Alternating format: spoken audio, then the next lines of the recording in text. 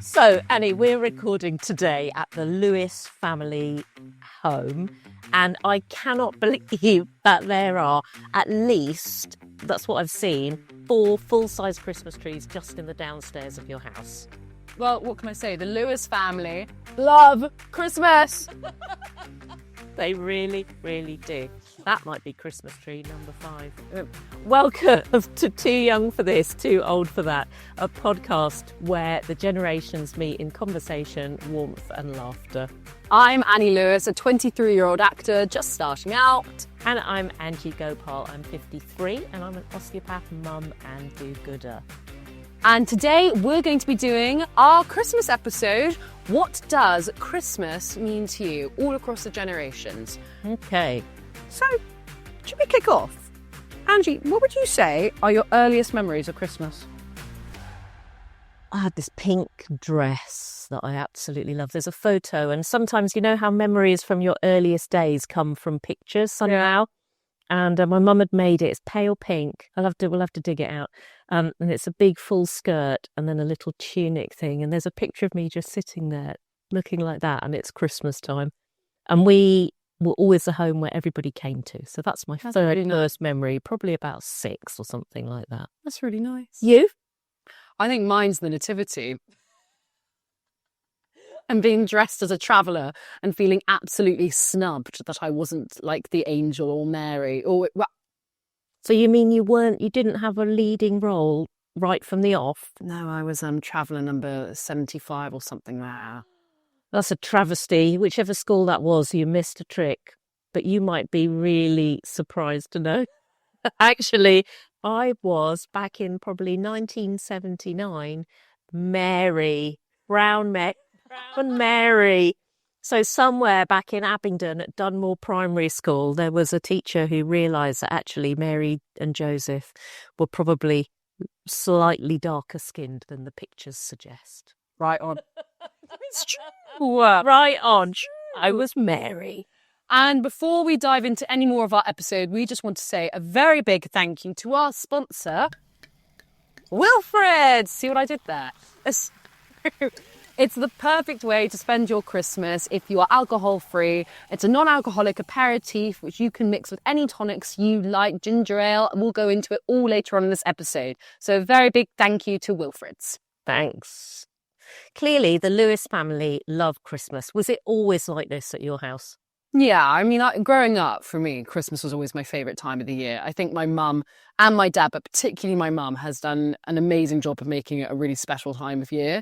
Like, she was always the mum at school who would, like, get involved with the Christmas festivities, and she really did just kind of make it, like, super magical. Yeah. The house lends itself to Christmas. It thrives at Christmas. For my 22nd birthday, we had all of my year at Mount View come to the house and celebrate Christmas, like, just at the start of January with all decorations. So, yeah, Christmas has always been, like, my most favourite time of year.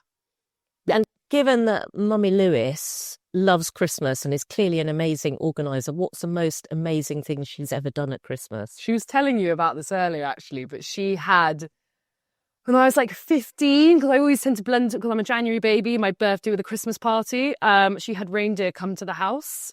And then one real reindeer? Real reindeer. In the garden? Yeah, in the garden. And then one year we actually had a Shetland pony, Teddy the Shetland, we'll tag him on Instagram, come into the living room and just chill in the living room and had my friends over. In the living room? Yeah, in the living room.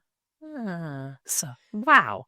But she's also like, my mum never just like, would never, obviously that sounds really extravagant, but my mum was like the type of woman, she was so creative, she would never just like chuck money at it. Like my mum, like she made this like wreath behind us. She literally went to a wreath making course on Friday. Like my mum makes so much, and I think that's also kind of, my mum just put flowers and things like that, and she's epic. So I think that makes it also really quite special. So reindeer though. We're going to have to find a photo of the reindeer, like a full-size reindeer, not just a little pony with antlered headband. Full-size reindeer, like fell off Santa's sleigh, got lost on the way to the North Pole reindeer. Awesome. Well done, Annie's mum. Did you feel Christmas was like a big event for you growing up, or was it like more low key? What was it like for you in your house? You said you were the house that everybody went to. Do you think it's like changed and evolved as you got older or have kids and go through different eras of your life? I think as I was growing up, my mum's the oldest of her siblings, so everyone would always come to our house. And then, I mean, that's a tradition that sort of carried on because my mum, my granny, my mum, my auntie, me, my sister, we are all pretty good hostesses and we all love throwing a party. So we tend to have this sort of open door thing. In terms of Christmas, yeah, we always celebrated Christmas. And people always ask, you know, oh, you're Asian British, you know, did you do Diwali or Christmas? Actually, we probably did Christmas more because Diwali wasn't a holiday. We didn't get time off. And also we lived away out in the sticks. So, you know, there weren't a lot of Diwali type stuff, things going around near us. And it's huge. Whereas in London, it's massive, right? If we'd lived here or even now in Oxford, it's different. But then it wasn't. So yeah, Christmas has always been a thing. We've always had, you know, Christmas tree and Christmas presents and Christmas food and all the things. Nice. All the things. Very nice. So, and then obviously things changed because then I had my own house. And you have to decide how Christmas is going to be in your family. Yeah. Way. Which always, yes. Yeah. And then you set your own new family traditions. So you blend them with somebody else who's got their family traditions. Yeah. And so it evolves and it changes and it becomes its own little bubble. And then as the kids get older, it changes again. So they go from like eating chocolate on Boxing Day to like going on a night out on Boxing Day or something like that. I don't know what your sons do, but like I may have happened once or twice. So tell me about Christmas traditions. When does Christmas? So it's the 7th of December we're recording today. Christmas is in full swing in the Lewis household. There are gingerbread cookies being baked and everything. What happens next? So when do you? Well, my family has definitely evolved because, like, obviously, in case you guys don't know, there's quite a big age gap between me and my sisters. My sisters are 10 years older than me. So it's kind of... your middle sister is 10 years old? Yeah. And so when I was younger, I always had that kid energy. So my sis, it kind of, the Christmas ball of like the magic of Santa and everything kept rolling. Yeah. And then there was this brief window where it's like, I grew up, I actually spent 2 Christmases away in South Africa with my ex-boyfriend's family, which was, wow. Yeah. And I missed my family so much, but I did have like a wonderful time with his family. It was really interesting to see like different traditions and they're wonderful. But now I'm kind of like back with my family, and with the kids are growing up.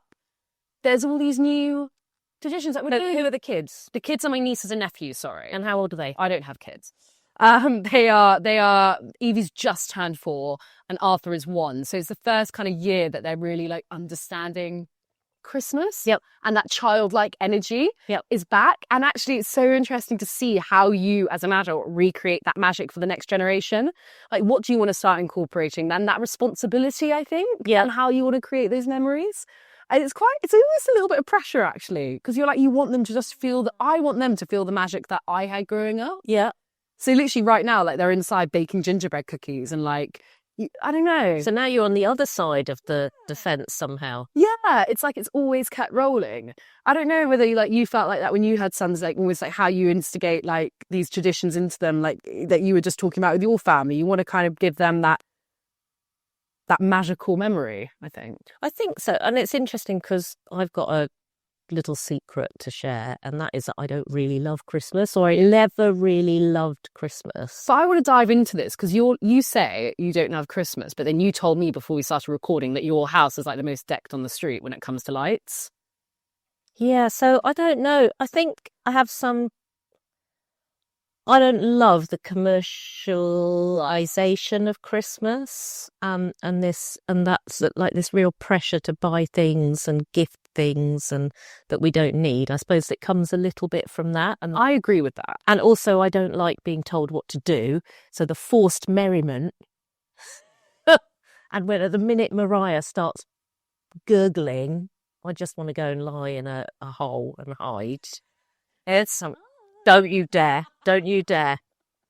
So my family quite often will play it any time from like the end of November just to annoy me. Yeah. So I've got this bad reputation actually about being a bit of a Grinch, but it's not that. I love everyone being together. Yeah. And actually over time, and when you have your own kids, you know, you fall into the sort of, you know, the routines of Christmas, right? Mince pies and the tree and all of that stuff. And like you say, you've got kids and you want them, you see how happy it makes them. Mm. So yes, and I love lights. I love twinkly lights. Same. I mean, I love twinkly fairy lights at every opportunity this year.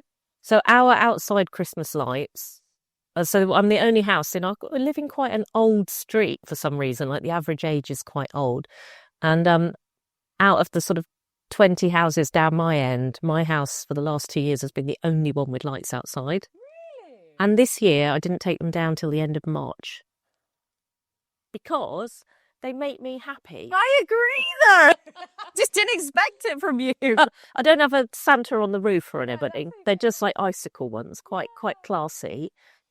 But you know what? When you're walking home and it's dark, it's just nice. It lifts your heart. So why should lights not just, you know, what is it? Not just for life, not just for... No, they're not just for Christmas. They're for life. Yeah. So I think everyone should have some twinkly lights somewhere. That I definitely agree. And outside, so other people can see them as well. So you lift the heart and the spirit of everyone. That's very you though, Angie, as well. Like doing something that doesn't just bring you joy, but also you hope that will bring other people joy. Like that is quite, I feel like that's very on brand for you, you know, like kind of giving back to the community. Angie is so literally, I know people listening will be people who live near Angie, because when I was on the phone to Angie once, Angie was literally like walking down his street. She's like, "Hi, you're right. Hi, say hi to your dad for me." Like it's unbelievable how integrated into your community you are. I think it's wonderful.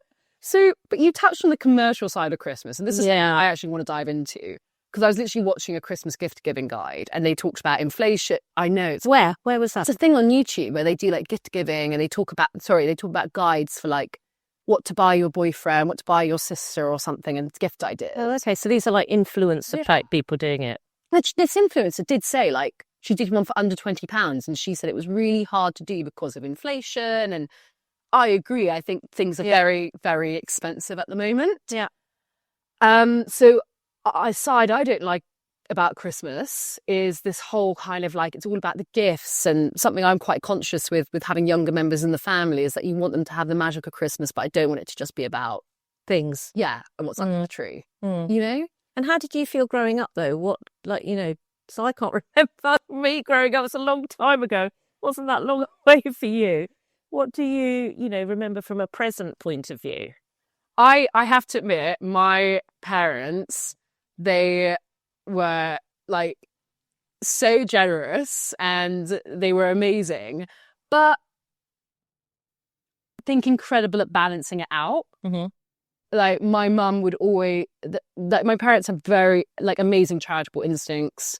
So like, you know, for one of my Christmases, like each year there would always be like a gift that kind of had some sort of link to doing things for other people. So like there was one gift card and it was like in my name, my dad would give like a donation to this a woman-owned business in Africa, and she makes, you know, these like glasses cases. So like, you know what I mean? I think, and so my parents are very good at keeping us like grounded. Yeah. But also my mum loves Christmas. Over the years, like she would go, one year she was ridiculous and got us so much. And then the next year we've actually all agreed as a family, we're like, let's tailor it back. And we did like family Secret Santa. So what's going to happen for Christmas this year? We've pared it back. Because there are a lot of adults now and 2 little kids. We've pared it back. We're now actually a really big family. We've got kids in the family. And we're very now practical. It's all like, what do you want? What do you need? And we have a fun tradition where my dad always buys us a quirky, sentimental gift for under £35. But apart from that, we're pretty practical. Yeah. And we, with the kids, we're really like aware of it. You know, we're trying to balance. What about, so do you buy presents for the adults? Yeah, but we kind of do the adult thing of like me and my siblings will all go in together, you know, or like we'll go in together. It's a lot more pared back now, and we're a lot more practical now because life is expensive. And so do you know what you're going to get? Or are there still surprises? So there's Dad's surprise. There's Dad's surprise. I think do I know what I'm going to... I don't think I asked for anything this year. I've been rubbish. I don't think I've asked for any. I've been the worst person to buy for this year. Like, because I've been a bit like, I don't know. And I'm a January baby, so I'm just a bit like, just get me things for my birthday in the January sales. Like, I don't know. I've been really bad. So generally you get stuff that you've asked for. Now you're adult, yeah, because it's more practical for everyone, really, isn't it? And I like for my like niece, I'm like making her a painting, and like my nephew, I'm going to draw him Thomas the Tank I Engine. hope they're not watching. I mean, he is. They're not watching or listening to this. His little surprises are out. But what about you and your family? Like when it comes to presents, how has it changed for you guys? Did you try and make it about the gifts, steer it away from the gifts? How did you approach that with your sons? With the kids, so In general, with your family, I didn't know. in my family. So my family, we're really bad gift givers. Like my family, like my brother, my sister, my mum and dad, we're terrible at giving gifts. Terrible, terrible, terrible. Mainly because we know that we all have everything that we need. Yeah. Right. And none of us are particularly good at buying sort of frivolous stuff. So we have all grown up very quickly. Well, you know, what I mean is like, you know, we have a really, I think, grown up attitude to Christmas presents, which is that we have a Secret Santa now. And it's 50 quid, I think. And the adults you get one person, and generally that person will ask their spouse to tell everybody what there is they want, and everyone will get something nice that they sort of need or that they really That's want. good. I know a lot of families. There's no like in it. My ex-husband's family, because I'm separated, they are present fiends. Yeah, That's it, like my family. Christmas unless you've got 20 things to open or something like that, like well into double digits. So there'll be all manner of stuff. So over the 25 years that Mark and I were married, you know, we navigated these two very different Christmas styles, is fair to say. So they would be, you know, everything from, he'd do stockings in the morning for the kids, you know, full of trinkets and whatnot. And trinkets, is that even a word? No, but you know what I mean? I completely know what you mean. Because I think I'm more like him in that way. Like our family is like that. We've had to like rein it in. Yeah. Older. Like this year, we're not doing Secret Santa anymore or anything because we're doing it differently. But like my mother and me and like even my dad, we all like giving gifts. We all like the thought of it. My dad really enjoys it. My mum and we get into it. Yeah, like, we get a lot of anyone who knows me and my friends knows I get quite a lot of like my love language is giving gifts to people. Oh, yeah. So that's why we're like this year. We've all had to make a conscious effort to be like, guys, let's be a bit more adult about it. Oh, and then I think listening to that, you know, that actually I'm just like the Grinch. No, you're not. I love giving things. The truth is, I don't like receiving things. I also get that. It's really awkward. Like, I'm not very good at graciously receiving stuff that I didn't ask for or that I don't particularly want. But also, that's like this is quite a I feel like, you know, should I be saying this out loud? Because I think it's human. Because if you buy me a present, I'm going to get you a scented candle. So this is really awkward. I'm leaving. This is the end. Dear viewers, you've watched, the listeners, you've heard the end of our podcast, because the one thing that please don't buy me, the world has too many already and we really don't need them, is a scented candle. I had a birthday party a few years ago because I love hosting parties, right? So I tend to have one big party a year.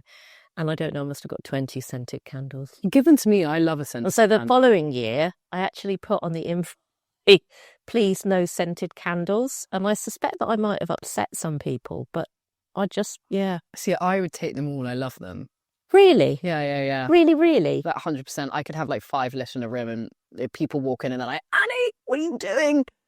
I just find them cloying. No, I love them. And then also I have a sense. Go on. This is what I don't like about this podcast, because I feel like I'm telling everyone about me all the time. And where do you like rein it in? Yeah. Is that I feel that sort of gift just is a gift where people haven't thought about. No, I do get that though. Yeah, and I'd rather have nothing than a mindless present, actually. Because then it upsets me and I just think, oh, don't you know me at all? Well, I'll take it quite personally.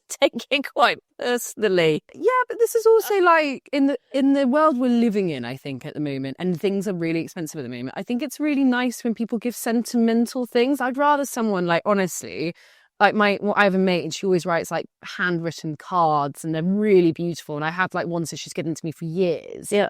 And that means more to me than her spending like 50 quid on something I'm like... For another scented candle. Yes, or the equivalent. Yeah, you know?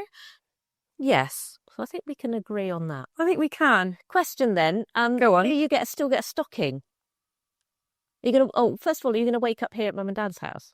Yeah, we're not doing Christmas Day on Christmas. Oh, what are you doing? We're doing it on Boxing Day or the 27th when my nieces and nephews are over because they're, they're at the other side family. Yeah. You know how it is. So we're just me and my sister. We're going to wake up. We're not going to do presents. We're going to go have a nice breakfast, Christmas walk. I'll go to church with my parents. We can talk about that. And probably binge watch Stranger Things, and then we'll do Christmas on the 26th, 27th. Oh, okay. So do you think a Christmas Day can be a movable thing like my family are doing? I think it can. Yeah. So the last couple of years have been slightly different for us because we're a separated family now. Yeah. My husband, ex-husband, and I, we live very close together. We're still a family. So yeah, I think so. And because everyone has all these competing demands, right, of in-laws and places to be and stuff like that. So this year, my sister, I think, well, I'll tell you about her in a minute, but my mum and dad are going to work in the shelter in Oxford on Christmas Day. I've always wanted to do that. I will be doing what I did last year, which is helping at the local cafe. Amazing. Where we offer free pastries and coffee in return for donations. And last year we raised £5,000. That's in the morning. Cool. And it's become a sort of Ealing little tradition. So everyone puts their turkey in, brings the dogs, comes for a drink. You meet all the neighbourhood people. It's really, really nice.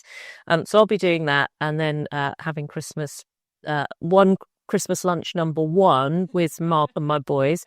And then on Boxing Day, we've got the Gopal family Christmas. So we'll all be together at my sister's house. So that will be really nice. So yeah, of course it can be a movable feast. Yeah. And then that sort of comes round to what is Christmas all about in a way. So I asked you earlier, do you go to church? Because one of the things, I think the other thing that bothered me a little bit about Christmas in my 30s and 40s, I suppose, when I was even more opinionated than I am now, is, what is this festival all about? And why are people just spending all the money they can't afford on presents that no one really needs? Yeah. And just in order to eat and drink and fall over. Yeah. And why does no one go to church? Yeah. And so a few years ago, oh my God, so probably when the kids were like maybe 10 and 14 or something, and I had my mother-in-law was staying, and I made everyone go to Christmas Eve carols at the church. Lovely. And everybody went sort of, well, Granny was very happy to go, but everyone else was a bit like, where are you making good shit? I sort of feel that if you... And that's not your religion either. Like, that's not, Christian. Just declare, I know that, but just declare it. To sing Hindu, so it's not my thing. But then it also is my thing, because that's what, it shouldn't it be a little bit of a time for reflection? Do you guys go to church? So we do go to church every year. Every year we go to church. And so I really make my dad, we really try and make a point with it. And especially now we've got the kids, we're doing the nativity mass, which I'm so disgustingly excited about. I cannot wait to watch my little niece be like an angel or something, proud aunt. Yeah. So, but I completely agree in that. I think just taking a moment to the religion aside, the spirituality of it is actually, it's a wonderful thing. And it comes from the idea that, a lovely thing happened in that religion in that moment at that time. And I think it's a really nice thing to kind of remember what it's all about, because ultimately it's, regardless of your faith paper, it's actually the root of Christmas is about spending time with people that you love and appreciate. And the best thing about it is spending time with your family and your friends. Yeah.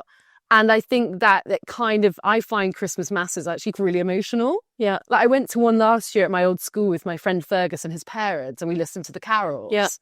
And that was just one of the most lovely memories, just sitting there and being in this beautiful church with beautiful lights, listening to the music with a dear friend I've had for years. Yeah. Really emotional. And I will always try and go to church with my dad or my mum and make that a thing.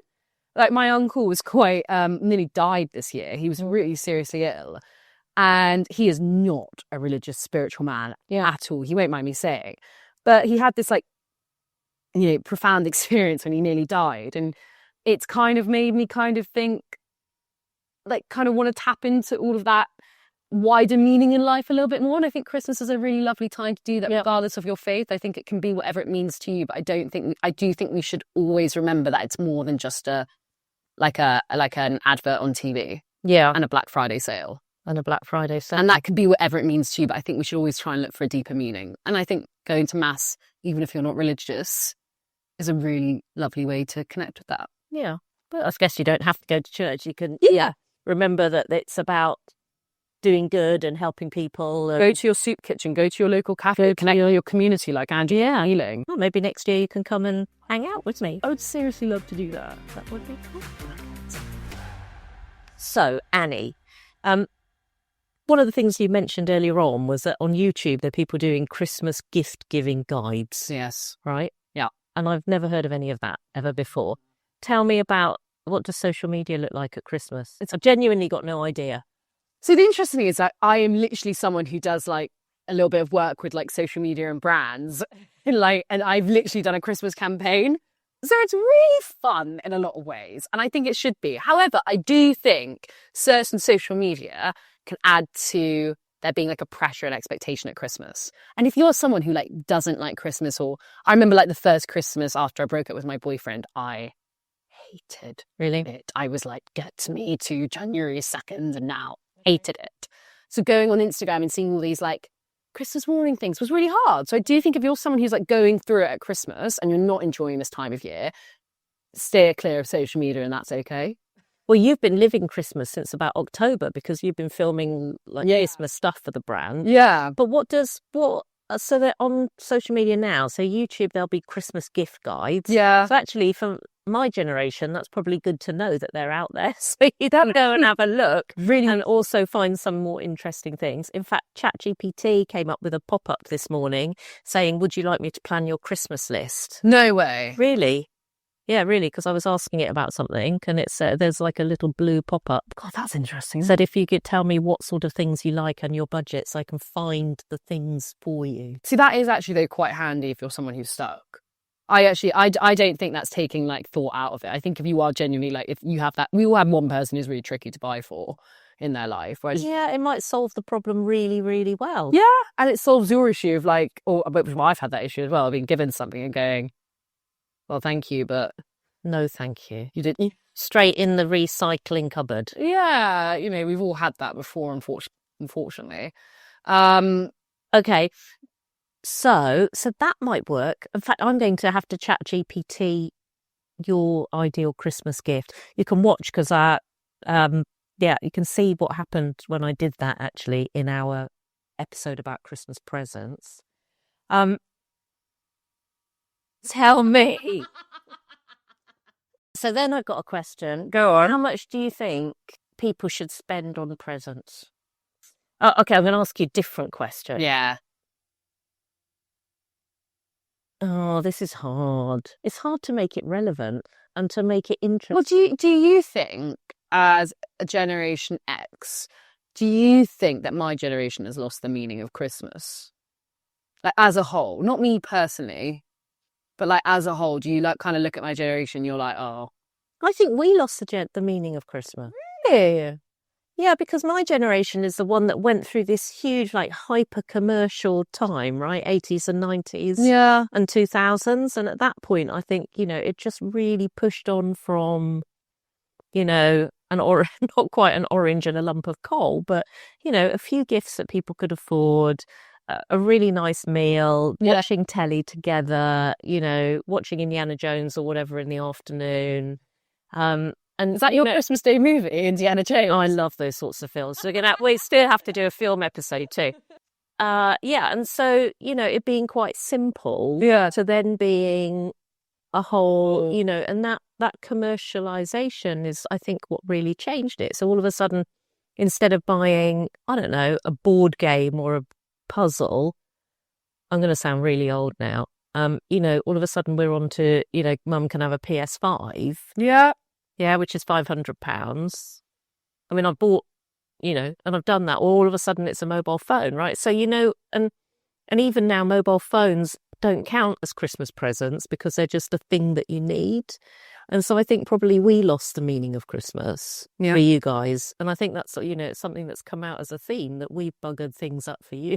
You lot quite well on a whole heap of, a whole heap of things. Well, and if you think your generation was quite like commercial heavy, I mean, times that by 1,000 with my generation. Yeah. Half of Instagram is just about ads. Yeah. At the end of the day, and promoting products. Yeah. Or like buying things. Like on TikTok, there's literally TikTok shop. So you can shop TikTok shop. Basically like an Amazon on TikTok. So if you're like, okay, I like this product, you can go and buy it on TikTok. Straight away. Yeah. Like straight. And I have with Klarna as well, presumably. So you don't even have to pay. Oh yeah. Like, I mean, I don't use Klarna because I try, it scares me because to be honest, I think but yeah, literally. So I do think that it's impossible to avoid social media in Christmas around Christmas and things like that. But I think if you can try and like monitor it and keep it in its place, it will help. And also, if it's not, for my generation, if it's not doing you good, and for your generation as well, like it's okay to walk away from it. Yeah. Yeah. Cool. And I think it's more, just on the last thing on the presents, my kids, I'd say, are lovely.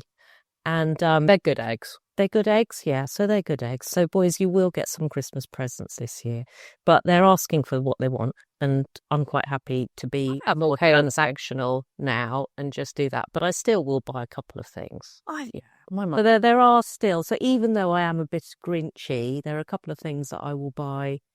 You're the worst Grinch ever, because Angie says she's a Grinch, but then rocks up with a Santa costume and a bedazzled sequin hat. She wouldn't let me wear it for this episode. I did also bring my dog dressed as Santa, though. So Jessie. So Jessie's come to fully dressed up for Christmas, though. So we do like. So yeah, I'm not as grinchy. Maybe this has made me realise I'm not as grinchy as I thought I was. I don't think you are. I thought you were going to be like, bah humbug. Instead, Angie rocks up in her car with like a sack, an advent calendar for me, like a Santa. I walk out into my garden and she's dressed as Santa, and I'm like. I love dressing up, though. You didn't know we haven't done this bit yet. Yeah, I love dressing up. Any excuse. I don't think you're a Grinch. I think you're just someone who maybe has their wits about you at Christmas, and so therefore you can see through it. Like, I can arguably be considered a little bit Grinchy because I also sometimes feel the same. You're going to sit with Annie? Come on, Queen. Go sit with Annie. Oh, no, she's going back in her bed. Let's talk about traditions. Do you have any odd Gopal or family traditions? The odd tradition that we have, the Gopal family have. So my brother lives in San Francisco, and I know that they listen. So hello and watch. So hi to them. And did you know that in San Francisco they quite often deep fry the turkey? Stop it.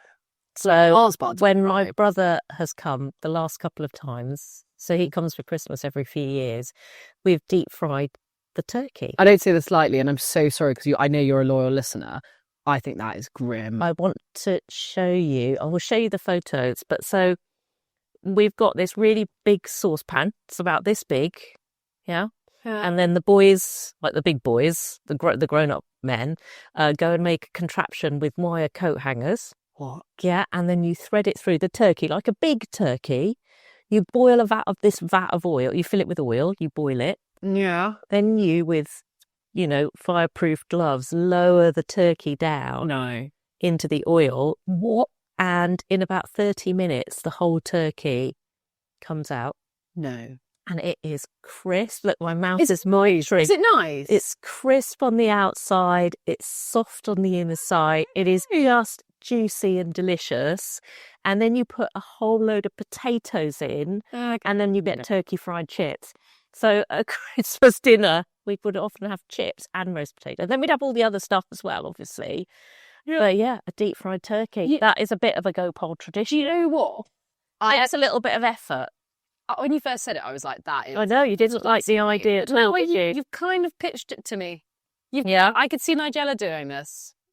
It's a bit too dangerous for Nigella. What is your...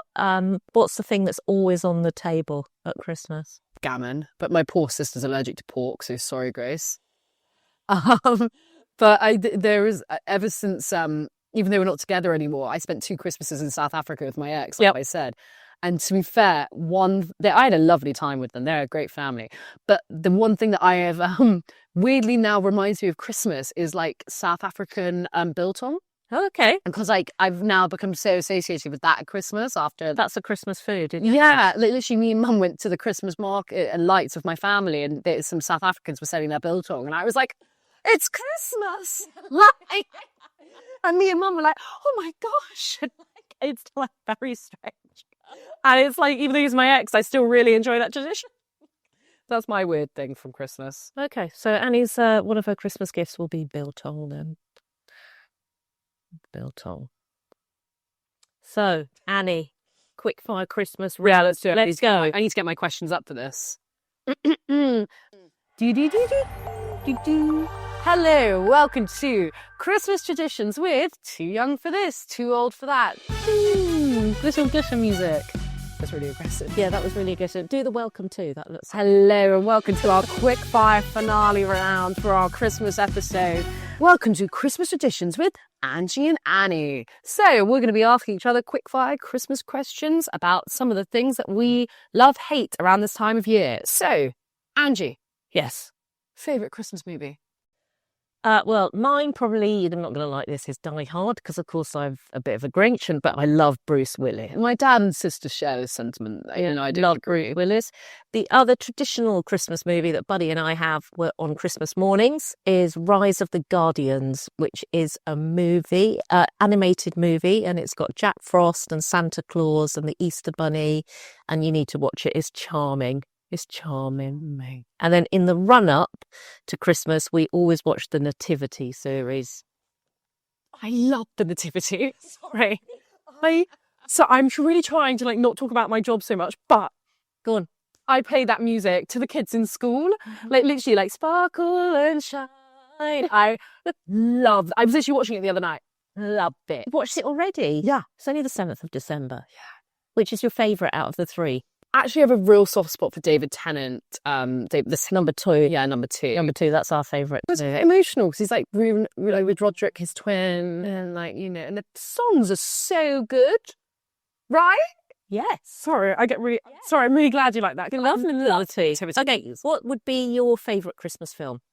This is really hard, but it has to go to the Tim. I was just talking about this with Angie. The Tim Allen Santa Claus trio of movies. Me and my sisters watch them every single year. Love them. Honourable mention to Christmas with the Cranks. And I've watched The Family Stone with Diane Keaton 3 times already in the last month. Okay, so never seen the Tim Allen ones. They're brilliant. That's there. Brilliant. Don't know what the middle one was at all. Christmas with the Cranks. Okay, and The Family Stone, is that a Christmas movie? Because it's more about family dynamics. If you class Die Hard as one, I'm classing Cranks. Okay, so right. And then we always watch It's a Wonderful Life with my mother on Christmas Eve. Ah. Always. Very nice. Always, yeah. Very nice indeed. Yeah. We like a Bond film on Christmas Day. Oh. Like a Bond. We're all quite cool like that. You would we're just a sort of more masculine house. Yeah. A very girly house, right? What do you mean? We have 3 daughters and and even the dog is a girl. I don't know what you're talking about. Yeah, exactly. We're not sat in a pink room. No, exactly. Okay. Annie, favourite Christmas food? My God, do you see the lights? Yeah. Wow. Favourite Christmas food? It's brie and cranberry tarts. Brie and cranberry tarts, homemade by Mum? M&S. M&S. Yeah, what about you, Angie? What about on the Christmas table? What about what food on the Christmas table? I'm the gammon girl. You like it's hot take, don't actually love a Christmas dinner. There, I said it. What? I don't. Why not? I don't like roast dinners. You don't like roast dinners? I don't know if we even put this on the internet. So I don't. What bit of roast dinners don't you like? I just don't understand it. I've never liked it. I just made a roast dinner at 7 o'clock this morning. I know, and I respect you for it. Before I left to come here, I know. So Daddy would have something to eat today. I know, and that's amazing. Top tier points. But what don't you like? It's not my thing. I just eat it, and I'm like, okay. It doesn't do anything for me. Hold that thought. Okay. Oh God, that's a revelation. So sorry. Actually. Yes. One Christmas tradition you will never partake in. Mulled wine. Yeah, I agree. I've taught Angie about men in finance, like looking for a man in finance. So, do you know what cuffing season is? Say that again. Cuffing season. No, I'm scared to ask. Every time around winter, Christmas, because it's all like, oh, going to Winter Wonderland, people feel the need to get into relationships. So people always joke it's like cuffing season, and this is where people end up in relationships. What, for Christmas? Yeah, and what does cuffing mean? I don't know, like you're cuffed. I suppose like cuffed together in a way. Oh, okay. Yeah. So a boyfriend just for Christmas, not for life. Someone to go to Winter Wonderland. Have you been to Winter Wonderland? Yeah, I went with my ex-boyfriend years ago.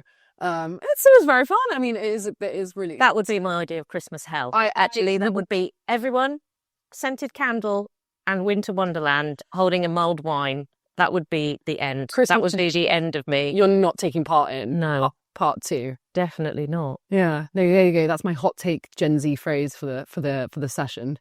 Okay, all right. Oh, and holding a Christmas cracker. I bet you like crackers, don't you? Yeah, I'd cheat though. What do you mean? I hold it so like I'm guaranteed to win. Okay. I do that and I always win Monopoly deal. I'm a monster at Christmas. I'm not who you think I am. There's a tough side to you. Yeah, I'm gonna be refocused. Okay. Have you ever cheated at Christmas Monopoly? You can hear the rain outside. We're banned from playing Monopoly in my house. If you don't know, we're a property family, so Monopoly is like quite close to home for us. So do you play Monopoly? Oh yeah, my sister Grace is banned from playing Monopoly because she gets too aggressive. So we play Monopoly Deal, and I played it with some like family friends, and they were all kids, and they eventually, when I won the 3rd round and was sat there with like all my cash, they were like, "Annie keeps winning," and I was like, "Well, that's life, isn't it?"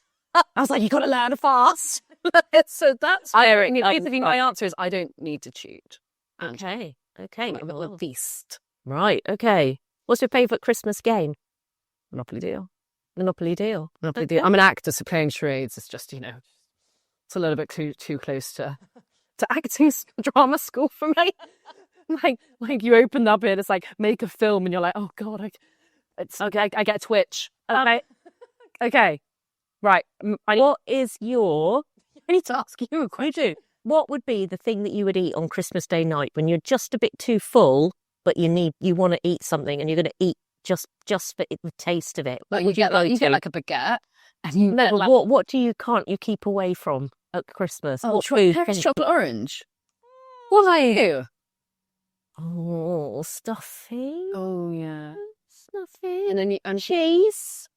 And anything with raisins in it. No. Anything with raisins in it. I'm like that with my favourite Christmas thing. It'd be like a mince pie, followed by a bit of Christmas cake, followed by mopped up with a bit of panettone. Yeah, I agree with that. Oh, bring on the raisins. Yeah, amen. Bring on the raisins. And then, of course, once you've eaten some raisins, you have to eat a bit of cheese because you need something salty.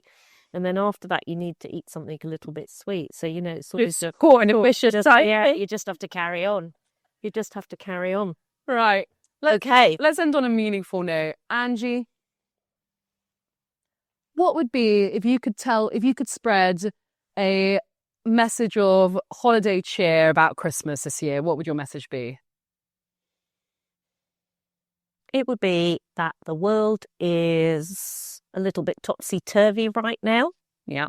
And the most important thing is the people and the memories around you that you make. So go out, hug your loved ones, do a bit of good for people that don't have as much as you. Yeah, I agree. And Annie, I wanted to ask you, what do you feel Christmas is to you? First word that comes to my mind is family. I love my family, and I love my friends. And I love that feeling of being in your little Christmas bubble and, and just having your tribe with you. Yep. I think that's really quite just that when the whole world stops spinning, no one's emailing you, and it's that wonderful betwixtmas time of year, and you don't have to feel guilty for not working, because when you're self-employed, you do. And you can just be with the people you love. That's what Christmas is to me. Just touching base and recharging for the year ahead. On which note, thank you very much for watching, if you're watching today, and for listening. This has been Too Young for This, Too Old for That, with Annie and Angie, and sponsored by the wonderful Wilfrids. They've been great to us this year. We really hope that you've popped one of these on your Christmas list. You can find them at Ocado, Amazon. They're currently doing a wonderful Christmas campaign with Fentimans, mixing lots of different cocktails and drinks over on Instagram. So do check them out. We are so grateful to their wonderful partnership this year. Yeah, they've been a fantastic partner. So we wish you a Merry Christmas. Merry Christmas, everyone, from Angie, Jessie and Annie. Take care. Bye. Bye-bye.